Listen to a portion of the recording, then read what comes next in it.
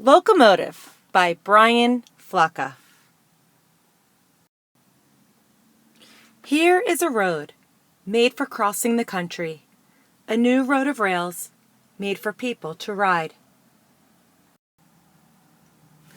Here is how this road was built, with a grunt and a heave and a swing, with the ring of shovels on stone, the ring of hammers on spikes.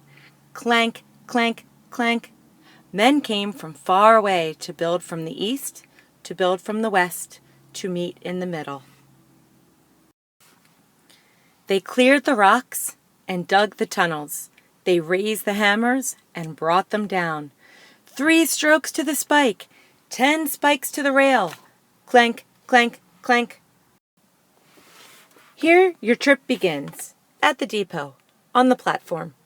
The people here, the passengers, have packed and shipped and sold their things, all their things, everything.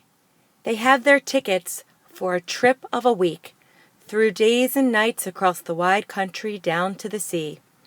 Look for the train that will take you, the first train of the trip. Listen for the engine, for the mighty locomotive.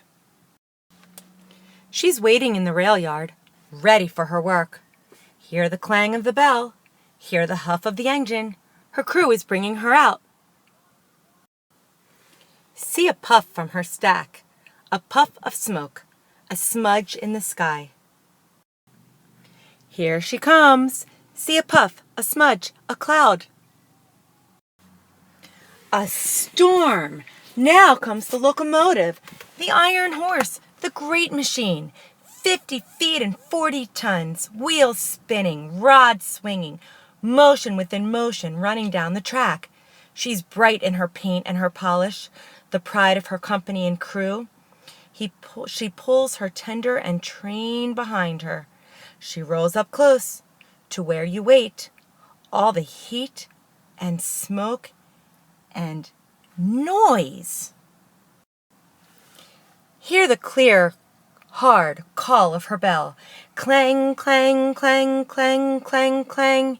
Hear the hiss and the spit of the steam. Hear the engine breathe like a beast. Huff, huff, huff. She carries the crew that makes her run. Brakeman, fireman, engineer, and in charge of them all, the conductor, the captain of the train. He cries, "All aboard! Step up, step quick! Up in the cab, the crew's making ready, the train's about to leave." Up in the cab, small as a closet, hot as a kitchen. It smells of smoke, hot metal, and oil.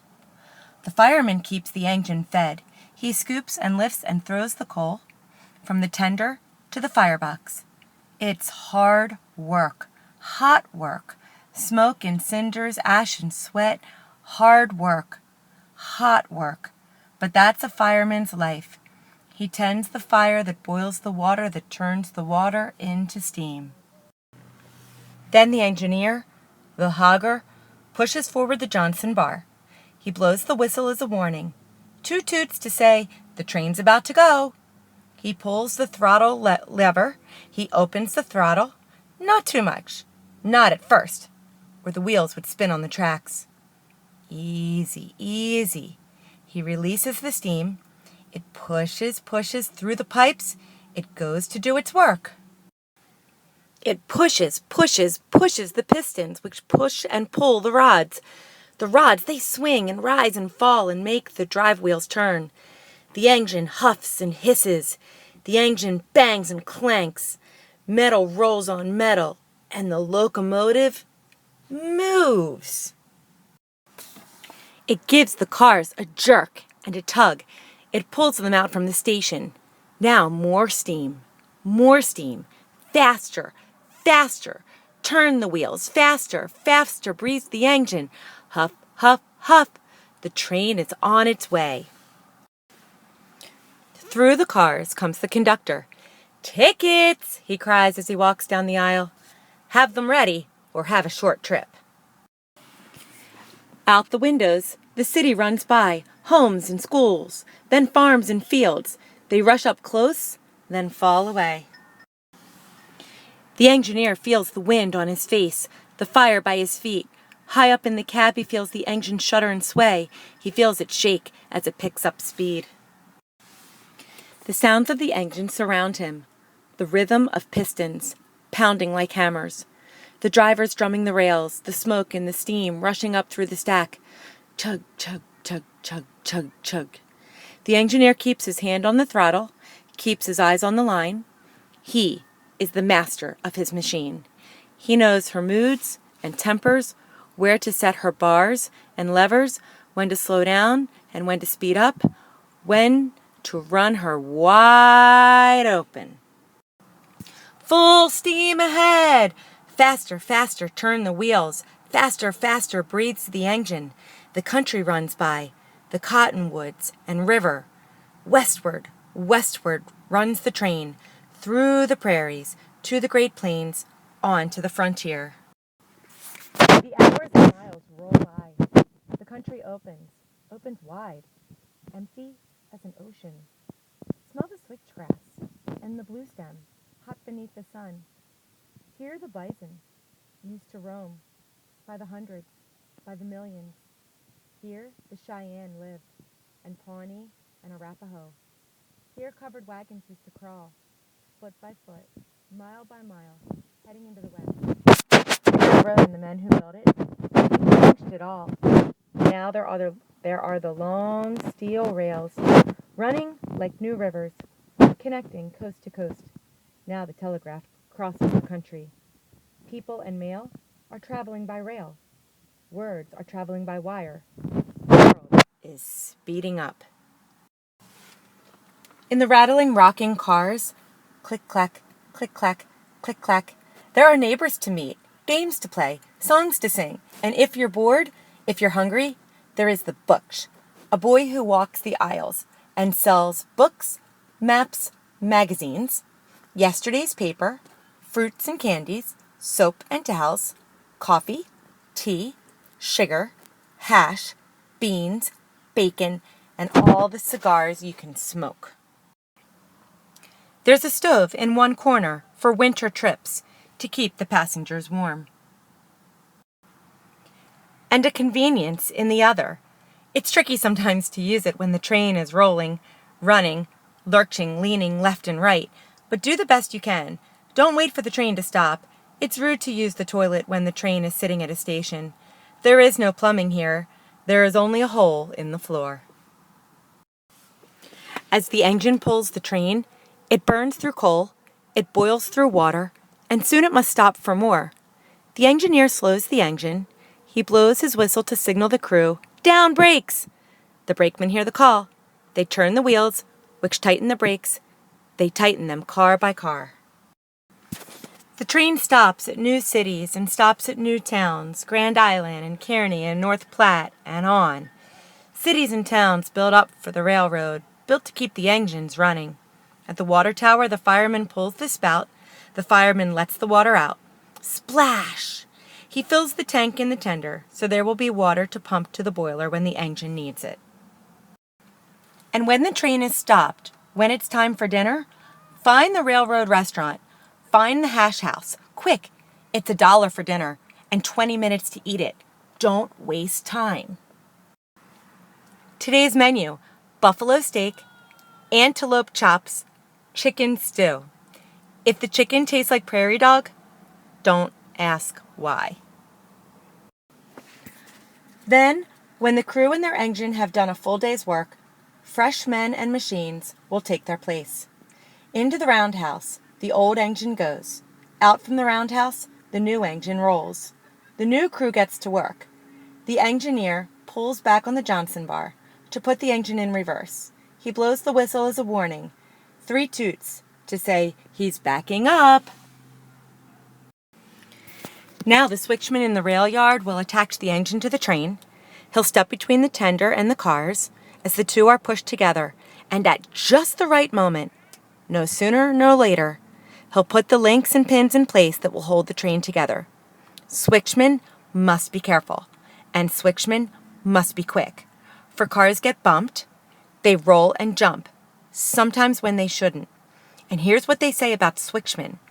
You can tell that one is new to the job if he still has all his fingers. Now, the tender rolls close. In goes the link. Clink. Down drops the pin. Clank. The switchman steps away. The train is ready to roll again. Full steam ahead again. Westward, westward. Through the night the engine runs. Those up late hear her whistle, her wild and lonesome cry. It echoes on far hills and homes. It sounds in distant dreams. In the cars, it's time to sleep, or at least it's time to try. In better cars, there are better beds. Porters pull them from the ceilings. They make them from the seats. In your car, for a bed, you use your bench. Get as comfortable as you can. Ask your neighbors nicely. Would you move your elbow? Will you move your foot? Could you please stop snoring? In the dark, the country is changing. The plains rise like a ramp to the foot of the Rockies. By morning, the country is steep. Hard work for one locomotive. At the Cheyenne station, the train gets 2 engines. Now the train is a double header. Up, up, the 2 engines climb. Up among mountains. But see how well the train's path was chosen? The mountains stay to the left, the mountains stay to the right. The train never meets them head on. It winds between, it weaves among, instead of climbing over. Still, up, up, the 2 engines chug. Working together, they make the grade. They make it to Sherman Station. It may not look or feel so high, like the top of a hill or a mountain peak, but this is the highest point on the line. West of here, the country dips and drops again. West of here, 1 engine will do. Now the country is rugged. Now the train travels trestles. Slowly, slowly the engineer drives. The train is so heavy, the bridge is so narrow and rickety, rickety, rickety. The fireman and the engineer don't let the train get off track. This wreck here is not our engine. They watch the signals and switches. They know to slow down for the curves. They watch the gauge that shows the pressure. If there's too much pressure, they blow off steam. They watch the valves on the backhead. Those show how much water is left in the boiler. If too much water is boiled away, if the level dropped too low, the firebox would melt, would buckle, would blow. The locomotive would explode. Kaboom! So when the valves show the water dropping, the engineer pulls a handle. He pumps in water from the tender. He keeps his engine safe. Wouldn't you? Westward, westward, rolls the train. Down into canyons again into night. It rolls among sage and below strange stones.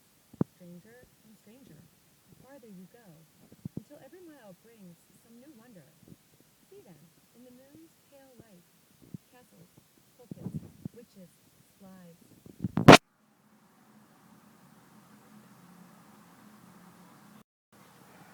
And see a sign that hangs from a branch. 1,000-mile tree, it reads. 1,000 miles? That's how far your train has traveled since the trip began. Still, westward, westward rolls the train, rolling below the stars.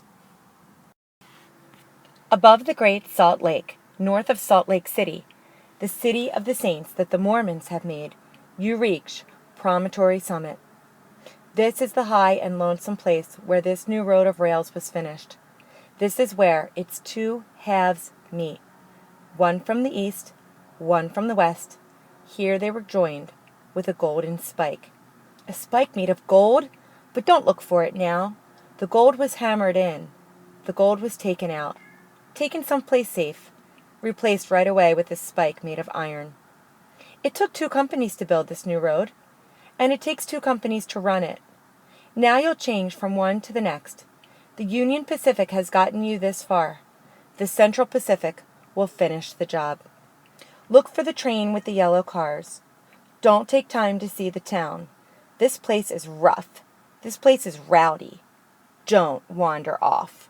All aboard! All aboard! Here in the West, there's more wood than coal. So wood is what this new engine burns. The fireman lifts it from the tender. He throws it into the firebox. He keeps the water boiling. Then the engineer sends the train on its way out from the station. Through the Great Basin, a bleak and silent land, silent except for the huff and the bang and the hiss of the engine, the click and the clack of the cars. On the train rolls, down through the desert. It's the home of the Patui and the Shoshone. It's a land of dust and bitter rivers, rivers that never reach the sea. They sink away. They vanish. Think of those who came before, who crossed in covered wagons, traveling foot by foot under the beating sun. No water worth drinking, for mile after mile.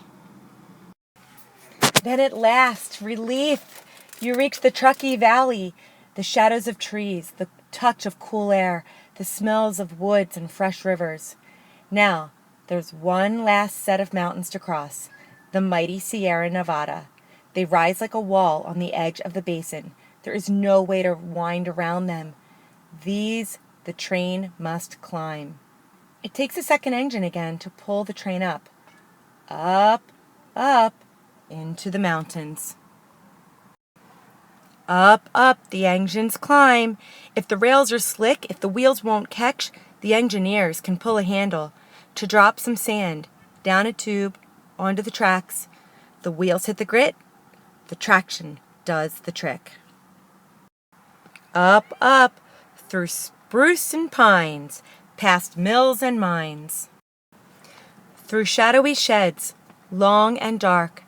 In winter they keep snow from blocking the tracks, but all year round they block the view. Up, over stone. And under, through the mountain's summit, where granite was drilled and blasted. Here, black powder and nitroglycerin boomed. Now, in the dark, the engines echo. Chug, chug, chug, chug, chug, chug, chug, chug. Then out the other side. Now the climbing is done. The train changes engines at Summit Station. Again, one engine will do. It's all downgrade from here. Around the curve they call Cape Horn. Down the train rolls, high above the tumbling river, but lower every minute. It rattles and speeds, it dips, it drops. The brakemen stand at the ready. The engineer sends some steam in reverse, just to keep the train from going too fast. Down, past orchards and towns, down toward cities, down to stop at the depot, to stop and be still at the end of the line. Now your days on the train are done. You are tired and dusty. The smell of smoke is stuck in your clothes. But now, you are here. Here where you needed to go. Here where you needed to be. Here with the people you've waited and wanted and needed to see. Now the country's far corners have been pulled together, thanks to the men who tend the engines, who mind the trains and their passengers. Thanks to the locomotive. Thanks to the locomotive, you've crossed the wide plains and deserts. You've found new cities, new towns beyond mountains. On the Pacific, by that new sea, you have found a new place to call home. San Francisco, California. The end.